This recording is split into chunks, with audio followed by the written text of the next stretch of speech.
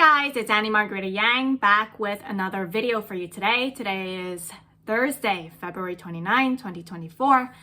I had just checked my YouTube uploads for yesterday, and it turns out even though I recorded it yesterday and then I hit the upload button, it didn't go through. It didn't fully upload, so it didn't even show up on YouTube. I was wondering why no one commented, so I'm just going to upload that one right after I upload this one, so it's gonna probably be reversed.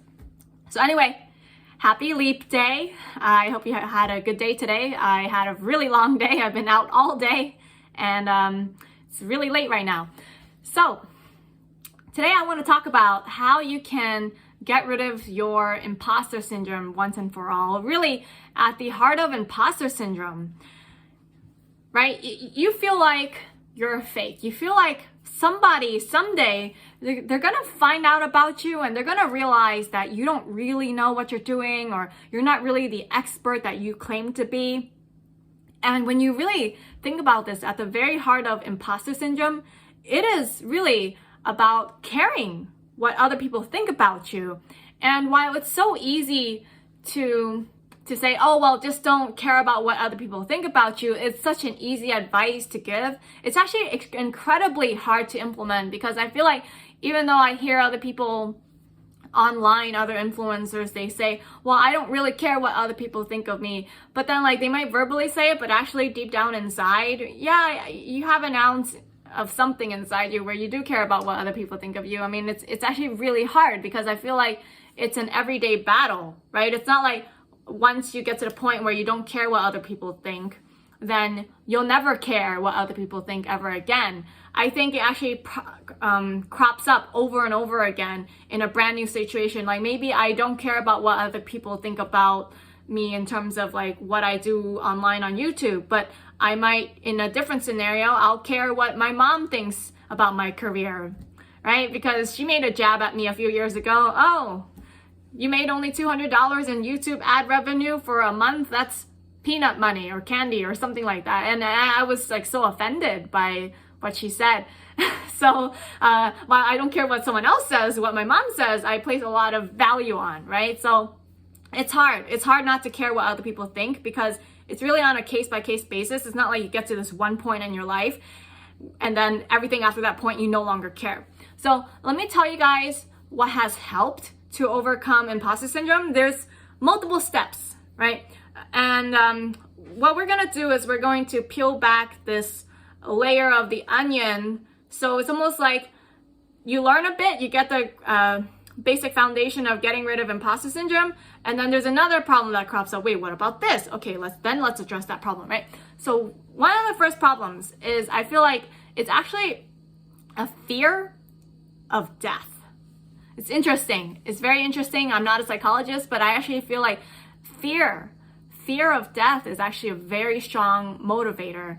And if you think about it, well, if other people find out that maybe you're not who you say you are, maybe you're not as competent, as credible, as much as an expert as you claim to be, and then all of a sudden your work dries up, income dries up, well, that affects your ability to provide for yourself. And then if you can't provide for yourself, you might end up homeless. You end up homeless, maybe you get on this whole spiral downhill with drugs and alcohol addiction, and the next thing you know, you overdose and you die. You're like, it can all pretty much lead back to fear of death, right? Like anytime you do something that's just a bit out of the norm and you become an outcast in the group, it can lead to death.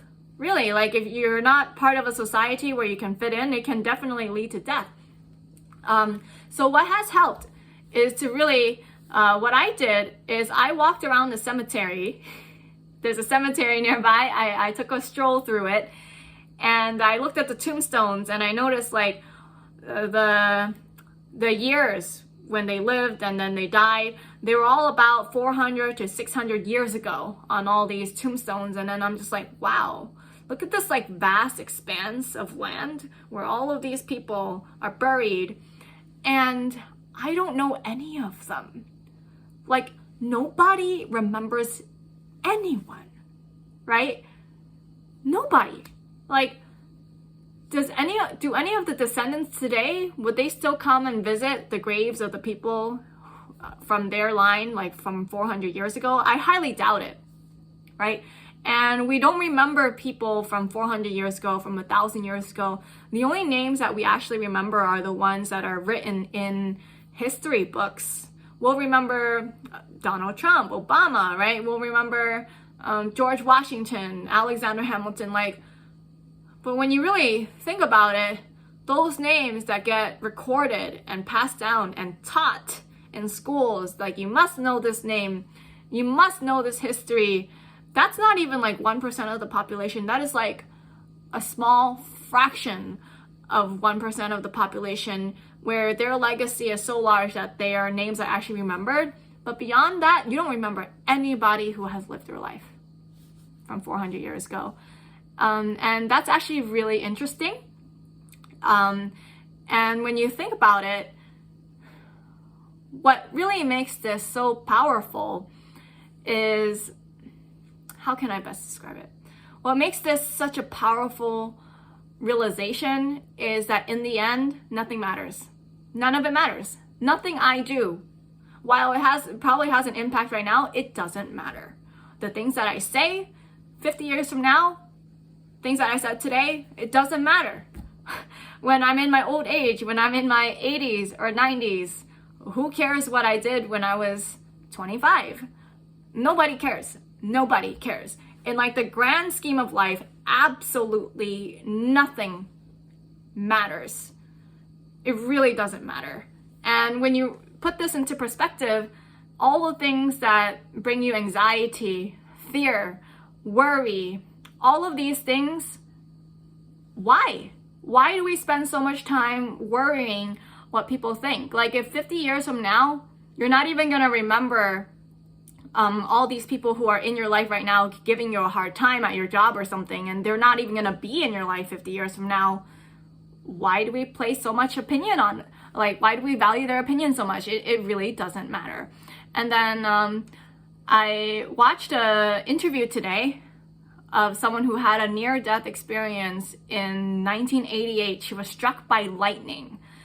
And upon dying, and she left her body, there was this continuous stream of consciousness. So what happened was she was holding her umbrella, it was raining, and then the lightning struck the tip of the umbrella, which was metal, which then she was holding the umbrella and she had a wedding ring touching the metal handle of her umbrella, and then that electrocuted her, and she died for 15 minutes. And then while in this rainstorm, her 2-year-old and her 4-year-old were in the front of the synagogue, and she saw when she left her body, they were crying, screaming. They were like absolutely hysterical. They went into the synagogue to get help, and then somebody said, is there anyone who's a doctor in here, to get help? And then 40 men stood up because this community was filled with doctors, and they went out to help. And when she went to heaven and God spoke to her, she felt like this bliss, this sort of like unconditional love. And then when she came back, so she had a decision. She got to choose whether she came back or not. Do you want to stay, or do you want to go back to your life on planet Earth? And then she chose to go back. And she said, this is like life here on Earth. Like, even if you're happy, you have a good life here, it's a living hell. It really is. It's a living hell. Like, compared to life after Earth and going to heaven, it's much better, right? And it's interesting. You read near-death experiences over and over and over again, and people have experiences like hers.